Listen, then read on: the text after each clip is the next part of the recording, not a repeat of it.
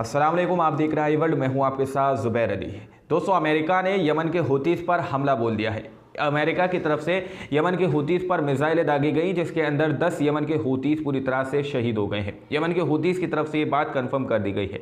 अब ये जंग का दायरा जो है हौले हौले करके बढ़ने ही लगा है और भी देशों के अंदर इस जंग की जो भनक है सुनाई देने लगने लगी है और भी बहुत सारे देश जो हैं इस जंग के अंदर कूदने का ऐलान कर रहे हैं। लेकिन दोस्तों, हम इन अपडेट की तरफ बढ़ें उससे पहले हम न्यू ईयर के हवाले से चंद वीडियोज़ आप लोगों को दिखाना चाहते हैं।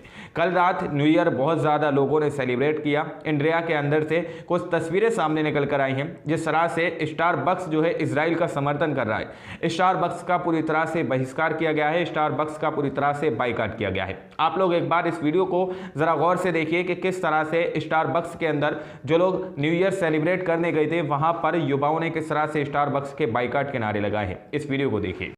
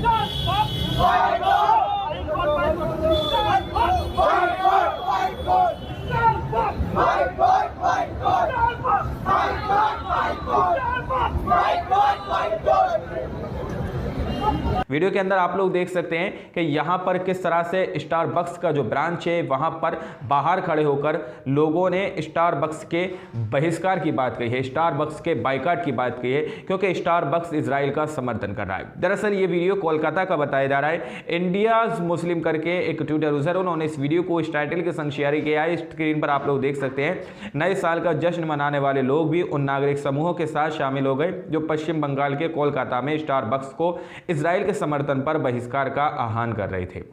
पूरी तरह से जो लोग वहां पर स्टारबक्स का बाइकाट करने के लिए नारे लगा रहे थे और जो लोग वहां पर न्यू ईयर सेलिब्रेट करने गए थे तो वो लोग भी जो है उस समूह के साथ हो गए जो लोग स्टारबक्स का बाइकाट कर रहे थे। लोगों ने साफ तौर पर इस बात को बहुत जल्दी समझ लिया कि इजराइल का समर्थन करने वाली कंपनी स्टारबक्स पूरी तरह से बाइकाट होना चाहिए, क्योंकि गजा के अंदर इजराइल जो है हमले कर रहा है। वहीं पर दोस्तों, यमन के हूतीस की तरफ से बड़ी खबर सामने निकल कर आई है कि अमेरिका ने यमन के हूतीस पर हमला कर दिया है। अमेरिका जिस तरह से बार बार जो योजनाएं बना रहा था, अमेरिका की तरफ से जो हमला किया गया है उसके अंदर यमन के 10 हूतीस मारे गए हैं। यमन के 10 हूतीस शहीद हो गए हैं। स्क्रीन पर आप लोग रिपोर्ट देख सकते हैं।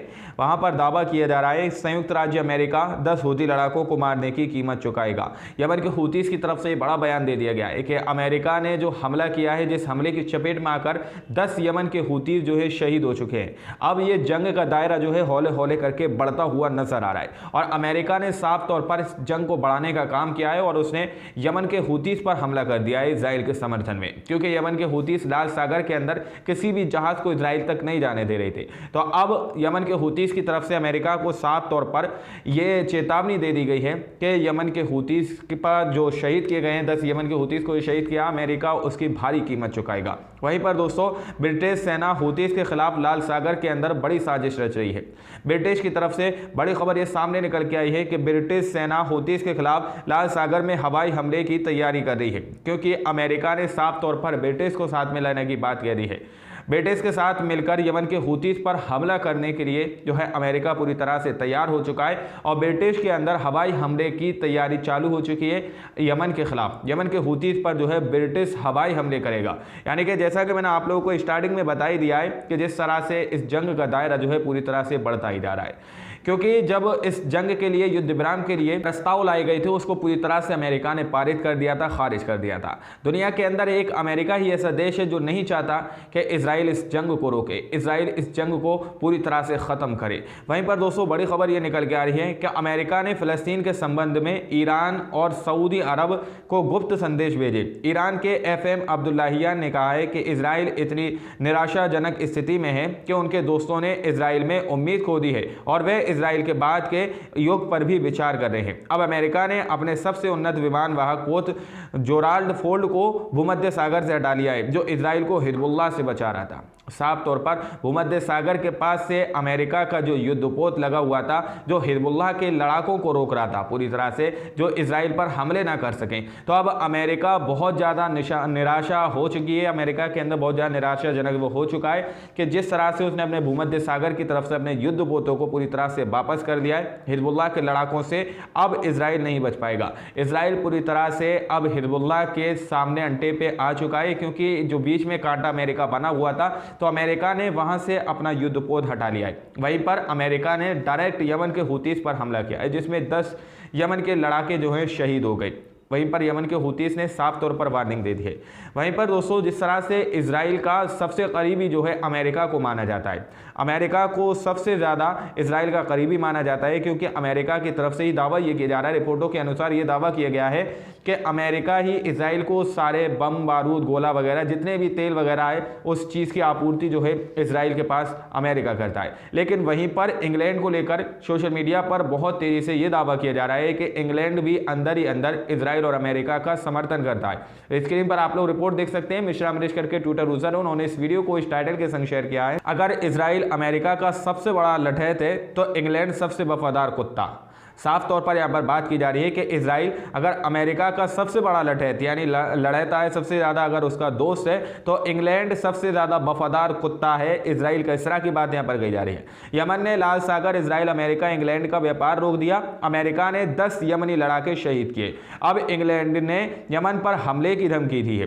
फ़लस्तीन रेजिस्टेंट ने कहा कि वो इंग्लैंड में स्थित इसराइली हथियार बनाने वाली कंपनी जैसे एल्बिट को टारगेट करेगा। जंग का दायरा बढ़ता जा रहा है।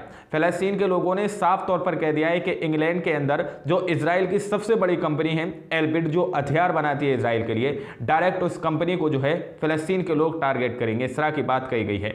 वहीं पर इंग्लैंड ने साफ तौर पर कह दिया है कि वो यमन पर हमला करेगा, क्योंकि जिस तरह से यमन के हुतीस ने लाल सागर के अंदर सारे जहाज़ों को अपना निशाना बनाना शुरू कर दिया है, तो अमेरिका, इसराइल, इंग्लैंड, इन लोगों की अर्थव्यवस्था जो है पूरी तरह से चरमरा गई है। इनके जितने भी कामकाज हैं वो लाल सागर के अंदर से चलते हैं, जिसकी वजह से इंग्लैंड को बहुत भारी नुकसान हो रहा है। और साफ तौर पर रिपोर्ट के अंदर यह कहा गया है कि अगर इसराइल का अमेरिका लड़ता है तो वहीं पर इंग्लैंड कुत्ता है इसराइल का। इस तरह की बात यहां पर कही जा रही है, इस तरह की लैंग्वेज का यूज किया जा रहा है कि एल्बिट जो कंपनी है उसको पूरी तरह से फ़लस्तीन के लोग जो हैं अपना निशाना बनाएंगे। वहीं पर दोस्तों इसराइल के अंदर बहुत भारी इस वक्त कोहराम मचा हुआ है, क्योंकि इसराइल के जिस तरह से सेना ढेर हो रही है, गजा के अंदर IDF मारी जा रही है, उसको लेकर इसराइल की आम नागरिक जो है, आम जनता जो है सड़कों पर निकल चुकी है और इसराइल के नेतन्याहू के इसराइल के जो है यहूदी कैदियों को मुक्त करने की बात कर रही है और नेतन्याहू से इस्तीफा मांगने की बात कर रही है। स्क्रीन पर आप लोग रिपोर्ट देख सकते हैं, दावा किया जा रहा है कि इसराइली यहूदी नागरिक सड़कों पर उतर गए, इसराइल के प्रधानमंत्री नेतन्याहू ने इस्तीफा दें। इस तरह की बात यहाँ पर